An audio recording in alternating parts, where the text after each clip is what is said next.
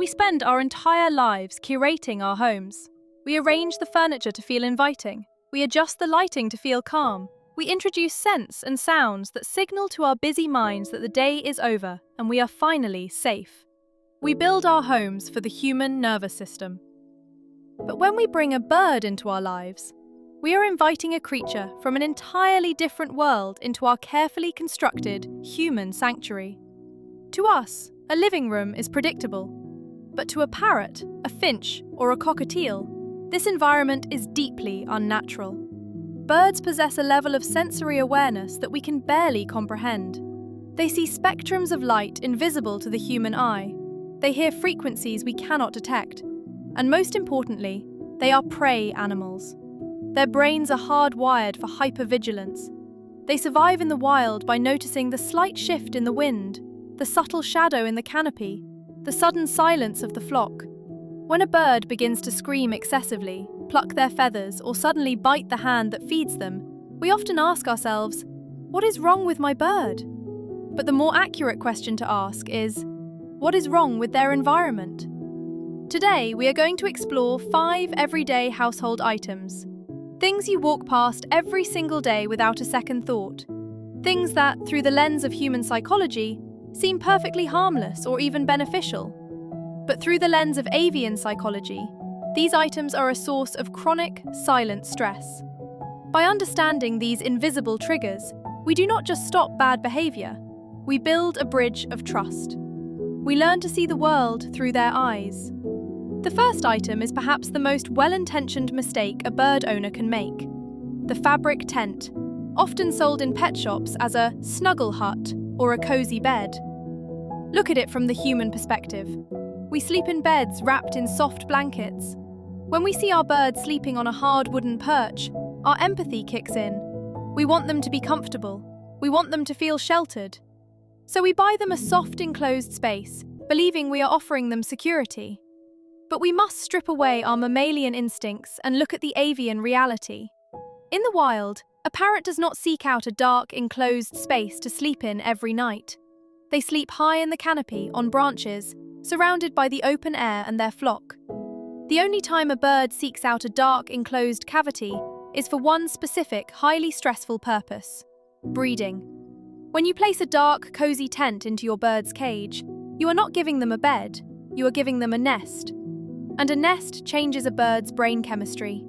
It triggers a cascade of reproductive hormones. Suddenly, your bird believes it is breeding season. They feel an overwhelming biological compulsion to defend that tiny fabric cavity with their life. This is why a normally sweet, docile bird will suddenly lunge at your fingers when you reach in to change their water. They are not being mean. They are acting on ancient, overwhelming instincts to protect a nesting site. Furthermore, because there is no actual mate and no actual offspring, the bird is trapped in a cycle of permanent hormonal frustration. This chronic stress manifests as screaming, aggression, and, heartbreakingly, feather plucking. They are biologically wired for a task they can never complete. The solution is simple, though it may feel counterintuitive to our human desire to coddle. Remove the tent. Let your bird sleep on a comfortable, natural wood perch. Trust that millions of years of evolution have perfectly designed their feet and their bodies to sleep standing up. True comfort for a bird is the absence of hormonal distress. Our second item is a staple in almost every starter bird kit: the mirror. The human intention is, again, rooted in kindness. We have to go to work, we have to run errands. We know birds are deeply social creatures who suffer from loneliness, so we provide a mirror. We think to ourselves, if they can see another bird, they will not feel so alone. But birds do not possess self-recognition in the way humans do. When your bird looks into that glass, they do not see themselves. They see a stranger. They see a potential flock member, or even worse, a potential mate. At first, it seems charming. They sing to the mirror. They tap their beak against it. But watch closely, and you will see the psychological toll of an unresponsive partner. Communication for a parrot is a two-way street.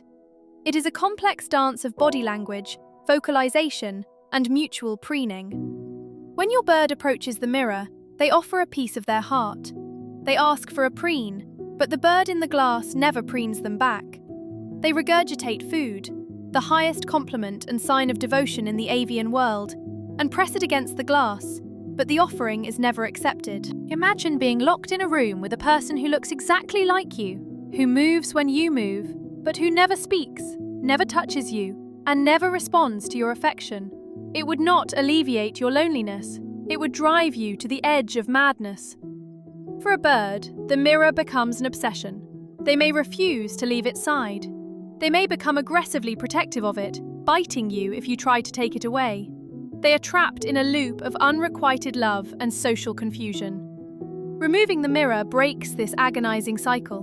To replace it, offer toys that can be destroyed, shredded, and manipulated. And remember, no object can replace the social bond.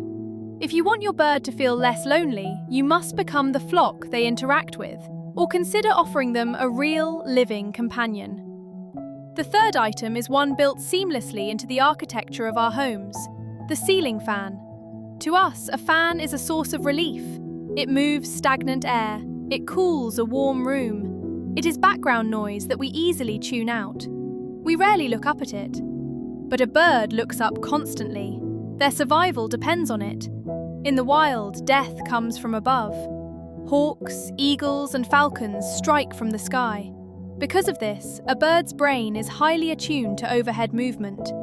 When a ceiling fan is turned on, a bird does not comprehend the mechanics of electricity and rotating wood. What they perceive is a massive, dark shape endlessly circling directly above their territory. Even worse, the blades cast sweeping, rhythmic shadows across the room, mimicking the shadow of a predator circling its prey. This forces the bird into a state of chronic, low-grade hypervigilance. They cannot relax. They cannot enter deep, restorative sleep. They are waiting for the strike that never comes. Over weeks and months, living under a spinning fan exhausts their nervous system. This constant anxiety can lead to a suppressed immune system, making them physically ill, or cause them to lash out in unpredictable panic. Even when the fan is switched off, the large, unfamiliar shape looming above the cage can be intimidating. If you have a ceiling fan in the room where your bird spends most of their time, observe their body language. Are their feathers tight? Are they constantly glancing upward? Consider moving their cage to a room without a fan, or rely on standing floor fans that do not trigger that deep-seated ancestral fear of the skies. Our fourth item is the glowing centerpiece of modern life: the television and our digital screens. We use screens to wind down. We fall asleep to the gentle murmur of late-night shows. We scroll on our phones in the dark. For humans, artificial light is simply a tool we use to extend our day. For a bird, light is the master clock that governs their entire physical and mental well-being. Parrots originate from regions near the equator. Their bodies have evolved over millions of years to expect a very strict, uncompromising routine: 12 hours of daylight and 12 hours of total, uninterrupted darkness. This photoperiod regulates everything from their molting cycle to their hormone production and their emotional stability. When we keep our birds in the living room while we watch television until midnight, we are deeply disrupting their internal clock. Even if you drape a thin sheet over their cage, the flashing, erratic light from a screen penetrates the fabric. It sends a confusing signal to their brain. The sun is setting, but it is also still shining. A bird that is exposed to late-night screens is a bird suffering from chronic sleep deprivation. Just like a human who hasn't slept properly in weeks, a sleep-deprived bird becomes irritable, prone to biting, and highly vocal. They lose their patience. Furthermore, the extended hours of artificial light trick their bodies into believing it is the long days of spring, triggering another wave of those frustrating, aggressive breeding hormones. To give your bird the peace they need, they require a designated sleep space. If your living room is active late into the night, invest in a small, secure sleep cage in a quiet, dark, unused room. Give them the gift of 12 hours of absolute darkness. You will be amazed at how quickly a well-rested bird becomes a calmer, happier bird. The final item on our list is not a physical object you can hold, but rather an invisible byproduct of human life: constant, unpredictable household noise. the radio left on all day, the television playing to an empty room. Humans often rely on background noise to feel comfortable. We call it white noise. We leave the television on when we leave the house, thinking the voices will keep our pets company. But birds interpret sound fundamentally differently than we do. In a natural flock, sound is the ultimate barometer of safety. When a flock is feeding and content, they chatter. This continuous low-level murmur is the all-clear signal. It tells every bird in the vicinity that countless eyes are watching and no predators are near. But if a hawk is spotted, the flock goes dead silent. Silence, to a parrot, means imminent danger. When you leave a television or a radio playing loudly while you are gone, you are subjecting your bird to a barrage of chaotic, meaningless noise. Action movies with explosions, shouting voices, unpredictable musical crescendos. None of this translates to the comforting flock murmur. It is an auditory assault. Your bird hears human voices coming from the television and instinctively tries to call back to them. They emit a loud flock call asking, "Where are you? Are we safe?" But the television never answers back appropriately. The chaotic noise continues, ignoring them. This creates deep auditory confusion. Conversely, leaving a bird in absolute total silence for 8 hours a day is equally terrifying, as their instincts tell them a predator must be stalking the room. The middle ground is essential. If you want to provide auditory comfort while you are away, do not leave on chaotic talk radio or television. Instead, play a very quiet, steady stream of ambient nature sounds or soft, predictable instrumental music. Give them an environment that sounds peaceful, rather than one that sounds like a chaotic emergency. Living with a bird is not like living with a domesticated dog or cat. Dogs and cats have evolved alongside humans for thousands of years. They have learned to read our expressions and they have adapted to our homes. Birds have not. They are wild souls, mere generations removed from the jungle or the outback, navigating a concrete and digital world.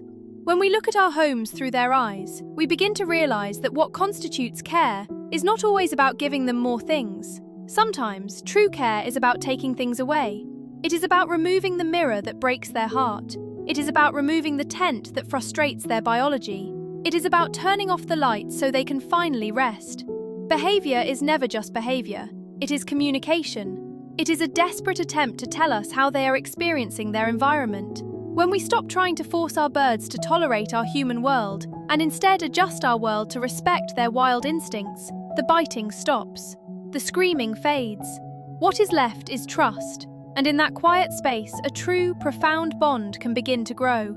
Thank you for taking the time to understand them a little better today. If you found this perspective helpful, consider sharing it with someone who shares your love for these incredible creatures. Until next time, observe closely and tread gently.